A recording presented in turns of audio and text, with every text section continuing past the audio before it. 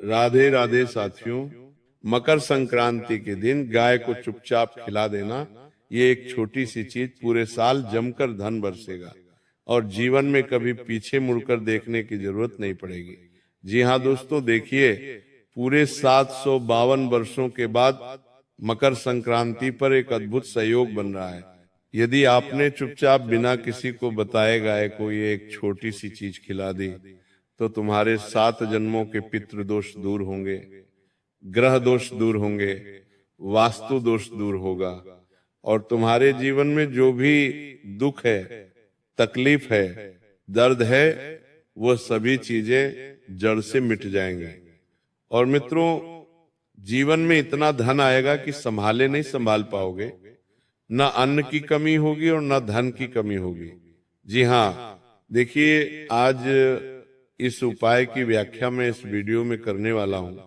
वो उपाय बहुत साधारण है, लेकिन उस उपाय के साथ इसके जो नियम है वो नियम बहुत कठोर है और उन नियम को जानना ही आपके लिए बहुत जरूरी होगा। क्योंकि देखिए, उपाय तो लोग आसानी से कर लेते हैं, लेकिन उपाय करने के बाद उन संकल्पों का ध्यान नहीं कर पाते हैं जो संकल्प उपाय से संबंधित होते हैं। देखिए, वह गुप्त चीज आखिर क्या है जो आपको गौ माता को खिलानी है, और मकर संक्रांति और गौ माता का संबंध क्या है, ये बात भी मैं इस वीडियो में आपको बताऊंगा। तो देखिए, मेरा आपसे हाथ जोड़कर एक छोटा सा अनुरोध है कि आप सभी इस छोटी सी वीडियो को शुरू से लेकर अंत तक ध्यान से जरूर देखना, क्योंकि इस वीडियो में मैं आपको बताऊंगा कि गौ माता और मकर क्या संबंध है, उपाय से संबंधित नियम, सावधानियां और संकल्प जो आपके लिए जानना अति आवश्यक है। ये भी बताऊंगा कि ये उपाय किस तरह से, किन किन मार्गों से आपको लाभ देगा। वीडियो को लाइक कर देना और कमेंट बॉक्स में जय गौ माता लिख देना। जी हाँ, देखिए इंसान के जीवन में परेशानियां बहुत है, समस्याएं बहुत है, बहुत दुख है, बहुत तकलीफ है, लेकिन उन सब चीजों का सिर्फ यही एक उपाय है जिसे आपको मकर संक्रांति के दिन करना है। अन्न देखा मत करना, क्योंकि मकर संक्रांति का महापर्व साल में सिर्फ एक बार ही आता है और मकर संक्रांति का महत्व शास्त्रों में भी बताया गया है। जी हाँ दोस्तों, देखिए कहते हैं कि मकर संक्रांति को लोग अक्सर सिर्फ एक छोटा सा त्योहार समझ लेते हैं। लोग पूरे दिन पतंग उड़ाते हैं, घर में पकवान बनाते हैं, लेकिन देखिए पतंग उड़ाने और पकवान बनाने के अलावा भी एक ऐसा गुप्त उपाय है जो आपको मकर संक्रांति के दिन करना है। जी हाँ, सच ये है कि यह साल का सबसे गहरा और सबसे असरदार मोड़ होता है, क्योंकि मकर संक्रांति सिर्फ एक साधारण दिन नहीं है। इसी दिन सूर्य की चाल बदलती है, एक इसी दिन प्रकृति का एक नया हिसाब शुरू होता है।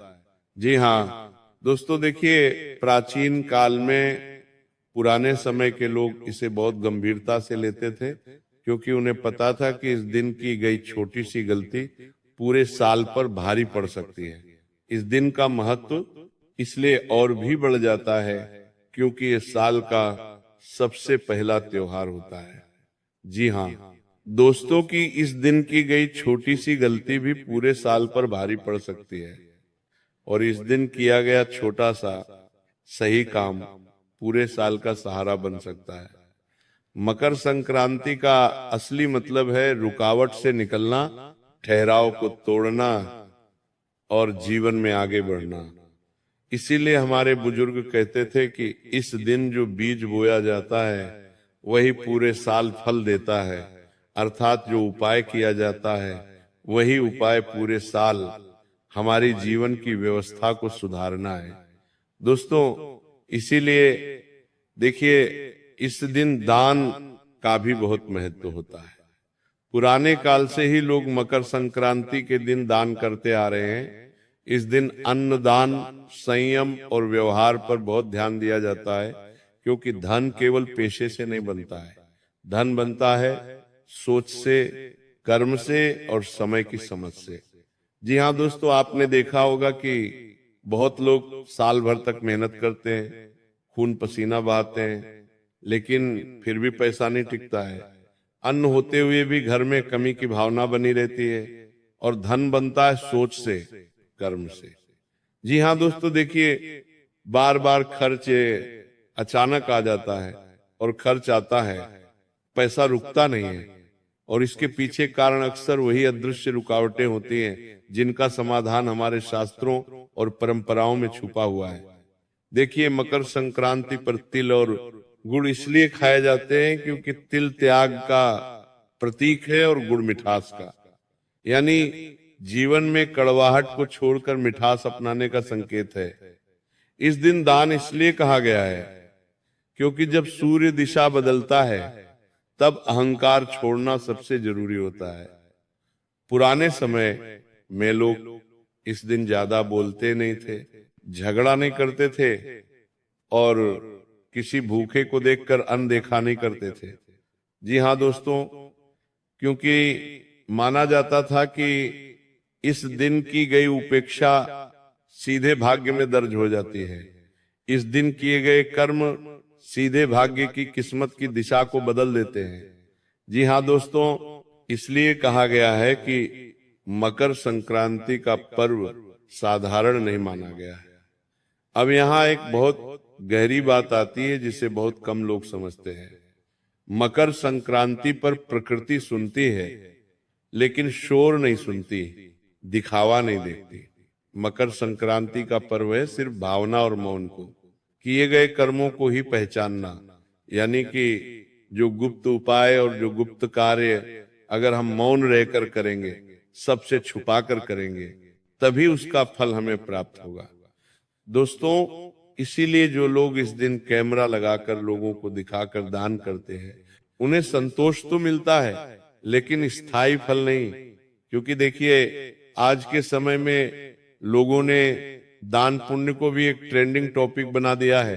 गौशाला में लोग जा रहे हैं तो वहां पर फोन निकाल कर खड़े हो जाते हैं, गाय माता को चारा खिलाते हैं, किसी अन्य और धन का किसी गरीब को दान कर रहे तो उनके साथ फोटो खिंचवाते हैं, वीडियो बनाने लग जाते हैं, लोगों को दिखावा करते हैं। लेकिन शास्त्रों में बताया गया है कि दो चीजें हमें हमेशा लोगों से छुपा कर करना चाहिए। पहला दान और दूसरा पूजा पाठ और ध्यान। क्योंकि ये दो चीज जितनी छुपी हुई रहेंगी उतना फल आपको मिलेगा। जल्दी ही तो देखिए कि अब धीरे धीरे मैं आपको उस दिशा में ले जा रहा हूं जहां असली रहस्य छुपा है। लेकिन उससे पहले यह समझना जरूरी है कि गाय को हमारे शास्त्रों में इतना ऊंचा स्थान क्यों दिया गया है। जी हाँ दोस्तों, क्योंकि देखिए, ये उपाय सिर्फ गौ माता पर ही निर्भर करेगा और उस इंसान पर निर्भर करेगा जो इंसान ये उपाय कर रहा है। तो आज ये उपाय किस तरह से अपनी दिव्य शक्ति तुम्हें दिखाएगा, ये उपाय किस तरह से तुम्हारे जीवन से अंधकार को मिटाएगा, ये उपाय किस तरह से तुम्हारे जीवन में खुशियों की रोशनी लेकर आएगा। हर एक बात समझ लेना, हर एक बात अच्छे से सुन लेना, क्योंकि अगर तुमने अनसुना किया या तुम कोई बात भूल गए तो ये उपाय अपना नकारात्मक असर भी दिखा सकता है। यानी कि तुम तो सोचोगे कि यार, मैंने तो जीवन में अपना अच्छा, अपना भला करने के लिए उपाय किया था, लेकिन मेरे साथ बुरा क्यों हो गया। इसके पीछे का कारण यही होगा कि तुमने एक एक बात को अच्छे से नहीं समझा होगा या एक एक बात को अच्छे से नहीं सुना होगा। देखिए दोस्तों, मैं आपको बताता हूं कि गाय को हमारे शास्त्र में इतना ऊंचा स्थान क्यों दिया गया है। कि गाय तो सिर्फ एक प्राणी है, गाय तो सिर्फ एक पशु है तो नहीं। देखिए, गौ माता तुम्हारे पूरे जीवन से संबंध रखती है। गौ माता के अंदर ही तुम्हारे जीवन के ना जाने कितने रहस्य छुपे हुए हैं।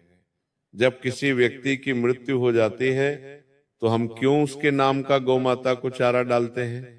क्या तुमने कभी सोचा है, जब जीवन में दुख आता है, तकलीफ आती है और बीमारी आती है, तो हम क्यों गौ माता को याद करके गौ माता को भोजन खिलाते हैं।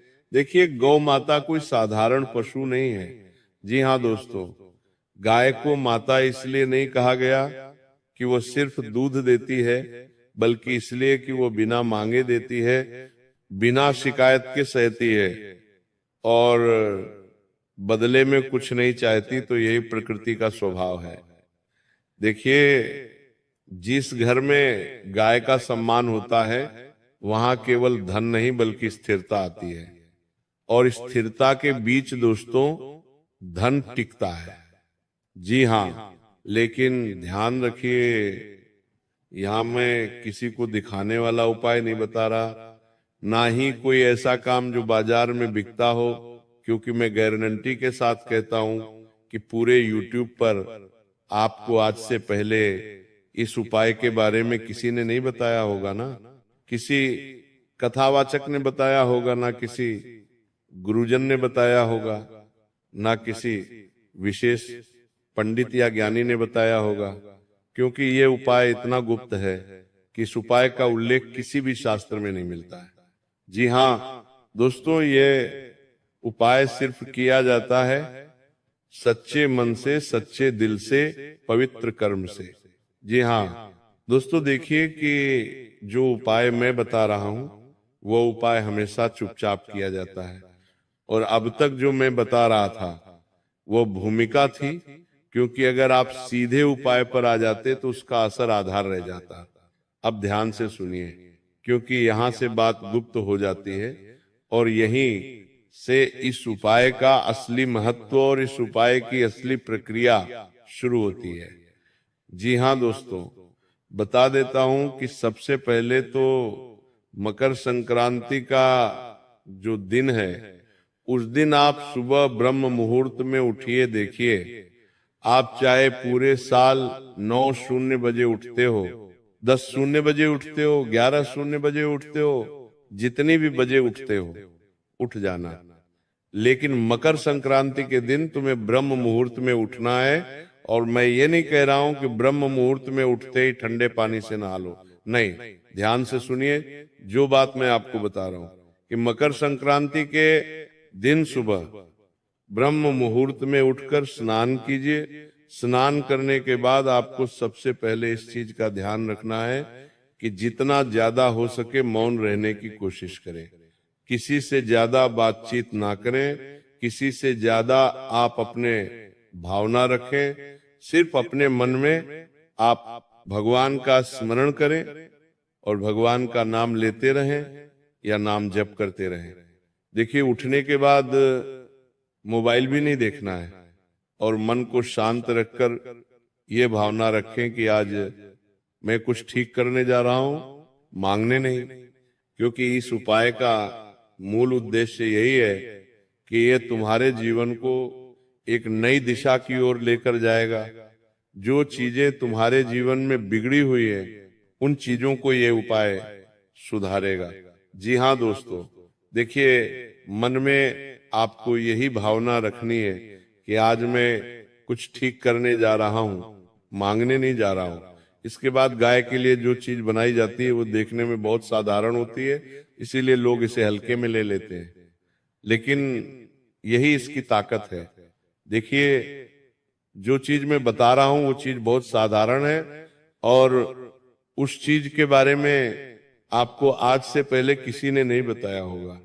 इसके साथ ही इस चीज का भी ध्यान रखिएगा कि इस उपाय में ना कोई मंत्र बोलना है, ना कोई नाम लेना है, बस समझ के साथ करना है।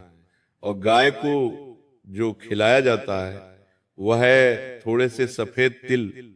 ये भी बताऊंगा कि मकर संक्रांति और तेल का क्या महत्व है, लेकिन उससे पहले आप सुन लीजिए कि गाय को खिलाने वाली वो गुप्त चीज क्या है। कान खोल लीजिए, और अगर आप किसी कागज पर लिखना चाहते हैं तो लिख भी लीजिए, ताकि अच्छा रहेगा कि आप भूले नहीं। ध्यान से सुनिए, आपको थोड़े से सफेद तिल लेने हैं, थोड़े से काले तिल लेने हैं, थोड़ा सा गुड़ का चूर्ण लेना है, और ध्यान रखें टुकड़ा नहीं, आपको चूर्ण लेना है। यानी कि अगर आपके घर में गुड़ है तो उस गुड़ को आप पीस लें। अब उसमें कुछ कच्चे चावल के दाने और सबसे अंत में उंगली से छुआ हुआ एक नमक बूंद देसी घी आपको उसमें मिलाना है, यानी से कि उसके अंदर थोड़ा सा काला नमक मिलाना है, थोड़ा सा सेंधा नमक मिलाना है, और गाय का शुद्ध पवित्र एक चुटकी घी उसके अंदर मिलाना है। अब यहाँ एक बहुत गुप्त है कि सेंधा नमक जो मिलाया जाता है तो वो नमक साधारण नहीं होता है। और ये भी ध्यान रखिएगा कि आप गलती से कहीं साधारण नमक मत मिला देना, उसमें थोड़ा सा सेंधा नमक मिलाना और थोड़ा सा काला नमक मिलाना। देखिए, ये सब किसी थाली में सजा कर नहीं, बल्कि सीधे हाथ में लेकर गाय को खिलाना है। अगर आप अपनी हथेली में रखकर गाय को खिलाओगे और गाय ने अपनी जीभ से तुम्हारी हथेली को स्पर्श कर लिया, आपकी बात करने तुम्हारी बनानी नहीं तलवार में हथेली करना, तो समझ जाना कि साक्षात माता ने तुम्हारे सारे कष्टों को अपने अंदर समाहित कर लिया है। क्योंकि देखिए, आपको मैं बता देता हूं कि ये सब चीजें अगर आप थाली में रखकर गौ माता को अर्पित करेंगे तो उतना जल्दी असर नहीं होगा। सीधे हाथ में लेकर गाय को खिलाना है। उसके बाद ध्यान रहे, ये उपाय आप कर ले तो किसी को बताना नहीं है, ना किसी को दिखाना है। और सबसे जरूरी बात, खिलाते समय कोई इच्छा नहीं बोलनी है, बिल्कुल खाली मन रखना है, शांत मन रखना है मन में किसी के प्रति, ना तो नकारात्मक भाव उत्पन्न हो, ना किसी के प्रति हम गलत सोचे, ना किसी के प्रति अच्छा सोचे। खाली मन रखना है, कोई भी आपको अपनी इच्छाएं नहीं बोलनी है। जी हाँ, बस मन में ये भावना रखना है कि जो होगा सही होगा, और जो आप माता मेरे लिए करेगी उसी में मेरी खुशी होगी, इतना बोलना है। और बता देता हूं कि अगर इसे गाय थोड़ा सा भी खा लेती है, अर्पित कर लेती है, तो समझ लीजिएगा कि संकेत मिल गया है। इसके बाद पूरे साल एक नियम अपने आप लग जाता है, आप अन्न का अपमान नहीं करेंगे। इस उपाय को करने के बाद 3 से 4 नियम है जो मैं बता रहा हूं। अन्न का अपमान नहीं करेंगे, क्योंकि अन्न किससे संबंध रखता है? मां अन्नपूर्णा से। अन्न का अपमान करोगे तो आप सीधा मां अन्नपूर्णा का अपमान करोगे। दूसरी चीज है दोस्तों कि खाने को व्यर्थ नहीं फेंकेंगे, और महीने में कम से कम एक बार किसी जानवर या किसी पक्षी के लिए चुपचाप आप कुछ खाने का रख देंगे बिना किसी को बताए। देखिए, इतना तो आप कर ही सकते हैं। हर इंसान रोज दान पुण्य तो करता ही है। तो मैं आपको कह रहा हूं कि भले आप रोज मत करना, लेकिन हर महीने आप पशु या पक्षी के लिए कुछ खाने का जरूर रख देना। क्योंकि आपको ध्यान रखना चाहिए कि कुछ भी उपाय अगर हम करते हैं तो वह उपाय तभी फल देगा जब हम उस उपाय में अपना थोड़ा सा मन, थोड़ा सा तन और थोड़ा सा धन समर्पण करेंगे। तो जी हाँ दोस्तों, बता देता हूं कि यही इस उपाय की पूरी श्रृंखला है। ये कोई चमत्कार नहीं बल्कि संतुलन है। और जब संतुलन बनता है तो अन्न और धन अपने आप रास्ता ढूंढ लेते हैं। तो यही कारण है कि पुराने लोग बिना ज्यादा कमाई भी कभी खाली नहीं रहते थे। मकर संक्रांति का यही असली रहस्य है। कम बोलो, सही करो और समय पर करो। जो इस बात को समझ गया उसके घर में कमी शब्द धीरे धीरे खुद ही निकल जाता है। जी हाँ दोस्तों, देखिए, मकर संक्रांति के दिन अगर आप इस उपाय को करेंगे तो ये उपाय आपको बहुत जल्दी लाभ देगा, और उस लाभ की सीमा भी ये उपाय तय करेगा कि कितनी मात्रा में देना है और कैसे देना है। इसके बाद देखिए, मैं आपको बताता हूं कि ये उपाय किस तरह अपना असर दिखाएगा। देखिए दोस्तों, मैं ये नहीं कह रहा हूं कि इस उपाय को करने के बाद तुम रातों रात करोड़पति बन जाओगे, अरबपति बन जाओगे, तुम्हारी लॉटरी लग जाएगी, नहीं। देखिए, ये उपाय रातों रात करोड़पति बनने का नहीं है, बल्कि इसका असर वहां दिखता है जहां असली परेशानी होती है। पैसा आते हुए भी रुकता नहीं है, बेवजह खर्च निकल जाता है, मेहनत के हिसाब से फल नहीं मिलता है। यानी कि जितनी भाग दौड़ हम जीवन में करते हैं, जितनी मेहनत करते हैं, जितना पसीना बहाते हैं, उसके अनुसार हमें फल नहीं मिलता है। तो इस उपाय के बाद से सबसे पहले यही महसूस होता है कि पैसे का बहाव सुधारने लगता है, खर्च सोच समझकर होने लगता है और अचानक होने वाले नुकसान कम होते हैं और धीरे धीरे बचत बनने लगती है।